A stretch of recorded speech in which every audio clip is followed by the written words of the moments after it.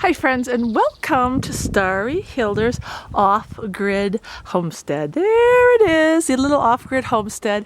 And if you are new to the channel, I want to welcome you, friends. If you haven't already gone through a lot of the videos, you will see we live in the mountains with a great view. We are 100% self-sustainable. And when I say 100% self-sustainable, we grow our own food, we hunt, we fish, we forage, and we truly have a lifestyle that is not dependent, or very little dependent, on any outside entity. We don't have to worry about where we get our water. We don't have to worry about where we get our electricity. We don't have enslavement from debt. Everything that you see here on our homestead, we own 100%. It's a very freeing lifestyle. It's very natural. It's very peaceful. We try to live as close to the basics as possible. And believe it or not, we have a pretty modern homestead. You know, just because you're going off the grid and you want to get back to the basics, it doesn't mean you have to live in a shack or a cave or eat twigs. There's a lot of misconceptions about what off-grid is. And for us, it really is about self-sustainability and getting our hands dirty and creating and producing. You can hear the chickens in the background. We have chickens. We have our own spring. You know, there's my little bathtub where I do my laundry outside. We've got lots of food on the homestead. I am actually using my solar oven today, and we just harvested some of our meat birds. So I've got a beautiful chicken in there, and we actually had a friend ask us if we wanted some cherries. We picked this region because there's an abundance of resources. Besides the hunting and fishing and foraging, we have neighbors all over the valley who have fruit trees and rare raspberry bushes and blueberry bushes and you name it. So what we don't have here in the homestead, we can get someplace else. And that's really important when you're looking at self-sustainability. But here is my jam waiting to go in the jars. And I'm going to run over here real quick. When you're living off the grid, you have to be very creative. There's the solar panels, even though we have full sun and basically free electricity today. If you look inside the truck, I am using this for my fruit leathers. It's a free dehydrator. So no matter what, even if it comes down to sunny day and I got all the free electricity in the world, I don't really use it because I just like being less of a consumer. I don't want to be a consumer anymore. I want to give back. I want to live as naturally and as free as possible. And this lifestyle is allowing that probably 90% of the time. Here's my outdoor solar dehydrator. I've got my basil in there and my parsley and some chives. So you will see in my homestead, I always got 101 things going. And I also have lots of time to paddle. You'll see I've got all my boats here, and I've got my road bike and my little Subaru, and I just take off and go camping and trail running, and you name it, we do it because we moved out here not just to live self-sustainably, but to remain debt-free, which is really important, and to enjoy life. We didn't want to set our homestead up so that we were slaves to it. You won't see any farm animals here except for our chickens, which are very easy to keep and raise. You won't see goats and cows, and you won't see a big barn. You won't see any of that because that takes time and effort. You won't see us plowing a field. You won't see any of that because we actually set up the homestead to think about those things like when you get old, how are you going to keep the homestead going? When you get old and say you break a hip, how are you going to sustain? So everything on our homestead is set up to reflect ease, less work, self-sustainability, utilizing the easiest route possible, and less resources that make you dependent. And that's really our goal here, because we don't want to be dependent. You will see, well, I have an outdoor stove and I've got a propane tank here.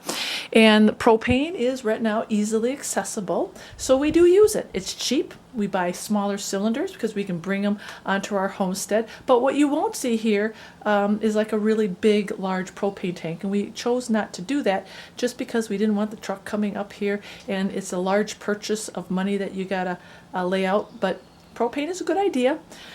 If something happens to the propane, we've got the solar oven, the Dutch oven, we've got a wood stove inside. We have other means, which we use all the time to cook and to heat with. So while things are going good in the economy, well, they're going pretty good in the economy, we're always prepared in case something bad does happen. Will it affect us? No, it's not going to affect us, but the propane might not be available. So would that affect us? Not really, because we'd continue cooking and heating our house with wood. So we really don't need propane. So you see, we set up the homestead so that we are prepared for old age, for disaster, for whatever comes our way. So as you can see, it is really all about self-sustainability. And today I am pulling out the camera just simply because, there's a reason why I started with my intro and kind of introduced myself. There are a lot of new people, and they've been asking a lot of questions about us living off the grid and our self-sustainable lifestyle. And the questions are really good questions. Because I'm not a fast typer, and I really felt it was important that you hear it from me. And I do talk for Mr. Hilder because, I'm the wife, so you can hear it from him. But for the most part, I'm going to answer some of those questions that many people have been asking. There's just a barrage of questions. So we're going to start with just some basics, because one of the things that people do wonder about, number one, is if me and Mr. Hilder still work, or how we got to this point financially. They're very concerned about sustaining the homestead and doing it without employment. Well, this is the reality. The reality is you're going to have a plan. When you decide to go off a grid and create a self-sustainable homestead, the goal always is to become debt-free. The goal is to create a homestead that will sustain hopefully all of your needs, or at least most of your needs. We still run to the grocery store, and people get surprised when they see me in the grocery store. They're like, "Oh, Starry, you go to the grocery store?" Yes, I go to the grocery store. Do I need the grocery store if the doors would close today? No, absolutely not. We have a well-stocked pantry, we have the chickens, we have a source of water, and we live in a region, again, that provides free, renewable resources. And they're abundant, and we have the skill and the knowledge to use those resources, like hunting and fishing and trapping. So that all helps create a homestead that doesn't require, say, going to the grocery store 24/7 and relying on all that. Again, if the grocery store closed, we'd be fine. The same thing, like I just mentioned, with the propane. If there was no propane, we'd be fine. So creating that homestead so it can be so independent from other sources is really going to be imperative, because now the part about working.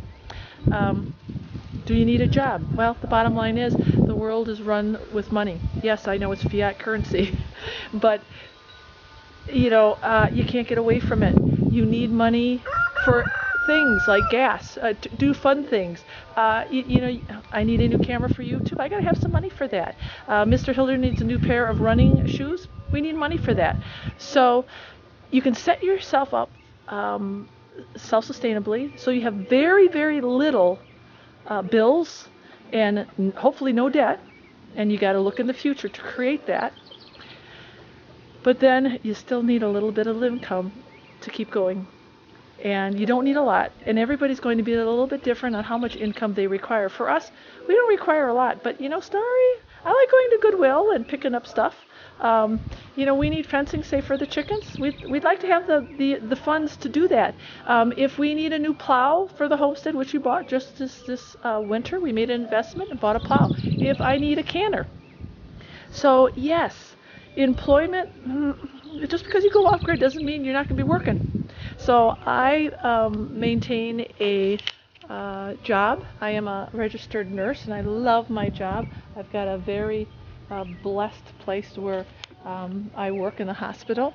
And not only does that help with a little bit of residual income, but it does address the insurance too. Because with Obamacare, we all got to have insurance. So there's no way around that right now. And me working at the hospital really does help with that. Uh, the other thing is just I love being a nurse and I love giving back, and it's where I belong. So I really just didn't want to give that up, and I didn't have to. So it was it was a blessing that I was able to do that. Mr. Hilder came out here with uh, the the sight or the dream of just retiring fully and running the homestead. And when he got out here, he found out that he gave up his taxidermy, which he loved immensely. It's part of who he is. He hunts and fishes, and he's a woodsman, and he's an outdoor man, and he's a mountain man. And so, to give up that career was very difficult. And then to just be a full-time homesteader, well, it was hard.